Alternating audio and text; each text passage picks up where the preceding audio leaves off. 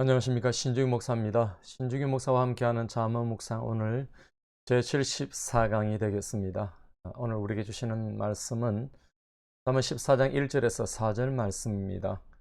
지혜로운 여인은 자기 집을 세우되 미련한 여인은 자기 손으로 그것을 허느니라. 정직하게 행하는 자는 여호와를 경외하여도 패역하게 행하는 자는 여호와를 경멸하느니라. 미련한 자는 교만하여 입으로 매를 자청하고 지혜로운 자의 입술은 자기를 보전하느니라. 소가 없으면 구유는 깨끗하려니와 소의 힘으로 얻는 것이 많으니라. 아멘. 이 말씀으로 텅 빈 구유를 사모하지 말자라고 하는 그런 제목으로 여러분들과 함께 말씀의 은혜를 받고자 합니다. 오늘 먼저 본문을 이해하는 시간을 갖기를 원하는데요. 주로 개인적인 의의를 기술한 우리 앞에 장 13장과는 달리 본장에서는 좀 더 공의적인 그런 대상으로서 가정과 국가의 문제에 대해서 주력하고 있다는 것을 보게 됩니다. 여러분, 1절은 지혜로운 여인은 미련한 여인과의 대조를 이루고 있죠. 이 지혜로운 여인이라고 하는 것은 자기 집을 세우되, 여기서 자기 집을 세우게 하는 그 주체가 여인, 그 자신이 아니라 지혜라고 하는 것을 강조하고 있다는 것을 기억할 필요가 있습니다. 곧 여인의 지혜가 그 집을 세운다라고 하는 것입니다. 그러니까 여러분, 지혜로운 좋은 아내는 한 가문의 큰 복이 됩니다. 반면에 미련한 여인은 자기 손으로 가정을 망하게 합니다. 미련한 여인은 하나님께 대한 경외심도 없고 자기 일을 중시하지도 않으며 또 고집이 세어서 방자하고 낭비벽이 심하며 변덕스러운 여자다라고 볼 수가 있을 것입니다. 자, 여러분, 2절은 정직한 자와 패역한 자의 대조입니다. 정직하게 행하는 자, 곧 여러분 내적인 의의 정신, 이 의의 정신과 그 규범 안에서 그에 따라 행동하는 자를 가리킨다고 볼 수 있을 것입니다. 곧 여호와를 경외하는 자는 정직하게 행합니다. 반면에 패역하게 행하는 자는 여호와를 경멸하는 것입니다. 패역하게 행하는 자는 자기의 욕망과 정욕을 따르며 또 불공평하고 부정직하며 신앙과 모순되게 행동하는 자다라고 볼 수가 있을 것입니다. 자, 여러분, 3절은 미련한 자의 입과 지혜로운 자의 입에 대한 그런 대조입니다. 먼저 여러분, 미련한 자는 그의 교만이 징계의 매를 자청하죠. 곧 교만한 자는 자기 입의 말로 인해서 치욕스러운 징계를 당하게 될 것이다. 또 자신의 몽둥이에 맞을 것이다. 그렇게 표현하고 있는 것입니다. 자, 반면에 여러분, 지혜로운 자의 입술은 자신을 구하며 자신이 이익을 꾀하는 겸손한 자라고 하는 것입니다. 지혜로운 자의 입술은 딴 사람을 해하는 일을 하지 않습니다. 교만한 자들이 자기 혀로 남을 해하는 것과는 정반대에 있지요. 또 그의 입술은 자기 자신에게 해를 초래하는 일도 하지 않습니다. 반하여 거만한 냉소자들은 흔히 이런 자멸 행위에 빠지는 것입니다. 여러분, 4절을 한번 보십시오. 근면의 유익함을 말합니다. 여러분, 소가 흔히 어떤 근면함의 상징이라는 점에서 부지런히 일하지 않는 자의 공간은 텅텅 빌 수밖에 없는데 반해 부지런한 자는 풍성한 수확을 얻게 될 것임을 비유한 표현이다라고 볼 수가 있을 것입니다. 여러분, 농사의 테마는 빈궁에 이르는 길입니다. 땅을 갈고 탈곡하는 소가 없으면은 텅 빈 구유는 깨끗하겠지만은 사람에게 공급할 빵도 없게 되는 것입니다. 자기 땅 주위로 돌아다니며 수고하는 자는 그 땅의 이익을 거두게 되는 것이지요. 자, 이런 말씀으로 세 가지를 적용해 보고자 합니다. 첫째는 지혜로운 부부가 되자라고 하는 겁니다. 여러분, 지혜로운 남편과 아내라고 하는 것은 가정을 행복하게 세우죠. 여러분, 성실한 남편은 땀 흘리며 그렇게 수입을 만들지 않겠습니까? 또한 지혜로운 아내는 그 수입으로 그 집을 멋지게 세우는 그런 역할을 하게 되는 것입니다. 요즘은 여러분, 맞벌이 부부가 워낙 많아서 부부가 함께 생산도 하고 함께 세우는 일도 그렇게 하죠.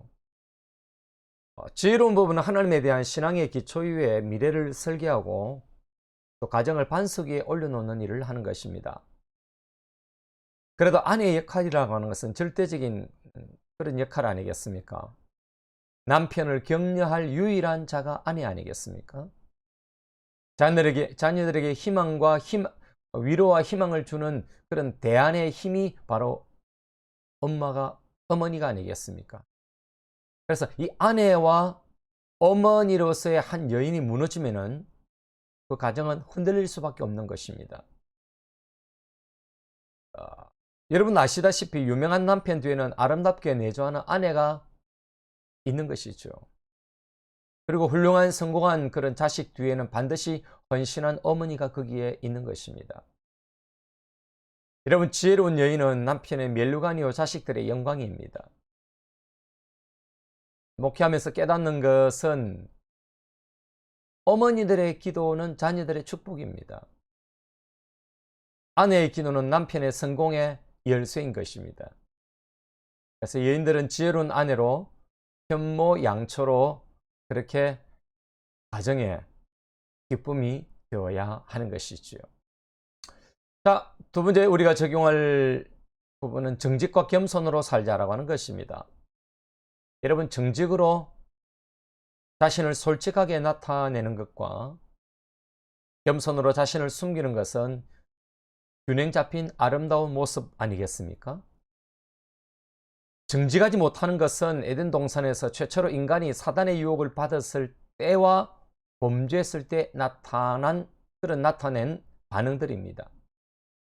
여러분, 정직한 삶은 하나님 기뻐하십니다. 정직한 기도는 하나님을 감동시킵니다. 정직한 대화는 이웃 사이의 신뢰가 두터워지는 것입니다. 여러분, 주 안에서 정직한 자기 표현은 주님의 개입을 만드는 것입니다. 또한 정직과 아울러서 겸손하다면 참으로 바른 인격을 갖춘 사람이 될 것입니다. 여러분, 정직하면서 교만한 사람은 자기가 인정받고 싶은 자들입니다. 그러나 정직하면서도 겸손하면 하나님의 인정을 받고 사람들에게도 바른 사람으로, 좋은 사람으로 인정을 받게 될 것입니다.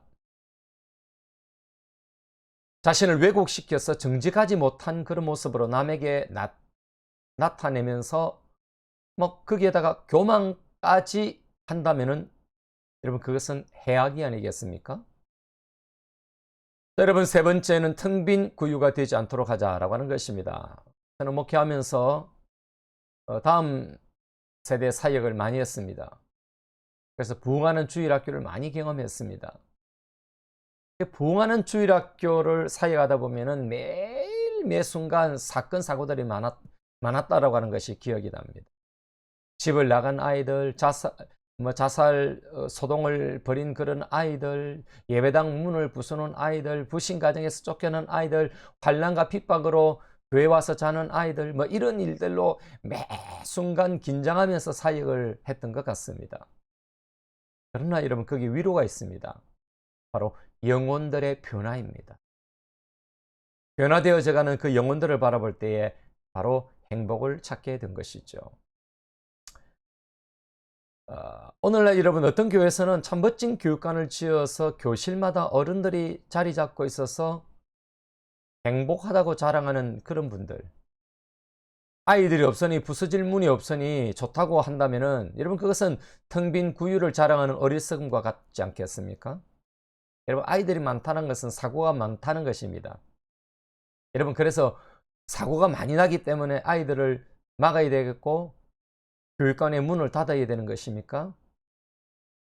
여러분, 구유가 더럽힐 수도 있고 깨어질 수도 있지만은 농사할 소가 거기에 있다라고 하는 것은 풍성한 수확을 기대하는 것 아니겠습니까? 여러분, 아이들이 없으면 깨끗합니다. 아이들이 없으면 조용합니다. 그러나 여러분, 텅 빈 구유에 소가 없는 것처럼 아이들이 없다는 것은 미래가 없다라고 하는 것입니다. 한국 교회는 부흥 시대에 멋진 예배당은 지었지만은 다음 세대가 접근하기 곤란한 그런 성전 인식과 건물 중심의 그런 전통으로 인해서 이방인들이 접근하지 못하도록 짐승을 판 성전의 이방인의 뜰처럼 아이들의 접근이 굉장히 불편하고 불가능했던 그런 때가 있었습니다. 이장국 교회가 깨달죠. 야, 이거 미래가 암울해졌구나. 다음 세대에게 관심을 가져야 되겠구나. 근데 좀 많이 늦어버렸습니다. 아이들 교회 오지 않습니다. 아이들이 없는 것도 문제이지만은 아이들이 교회 나오지 않습니다. 이제라도 아이들을 위해서 여러분 교회를 개방하고 친숙한 그런 분위기, 기댈 곳이 되는 그런 환경을 만들어 줘야 하는 것이죠. 할 수만 있다면은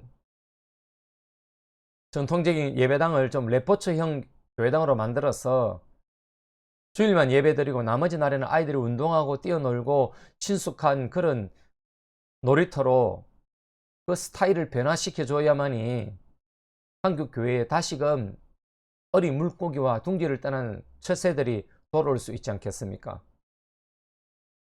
우리 기존 성도들, 전통에 젖어 있는 구시대적인 그런 어떤 관점과 가치관을 갖고 있다면 앞으로 아이들은 오지 않을 것입니다. 텅 빈 구유가 좋습니까? 농사할 소가 없는 것입니다. 깨끗한 구유가 좋습니까? 소가 없는 것입니다. 깨끗한 예배당이 좋습니까? 예배당은 있어도 아이들이 없는 것입니다. 미래가 없는 것입니다. 우리가 정신 차려야 되겠습니다. 자, 이런 기도로 하나님 앞에 마지막으로 드려봅니다. 주여, 아내들이 지혜로운 여인이 되어서 가정을 행복하게 세우게 하소서.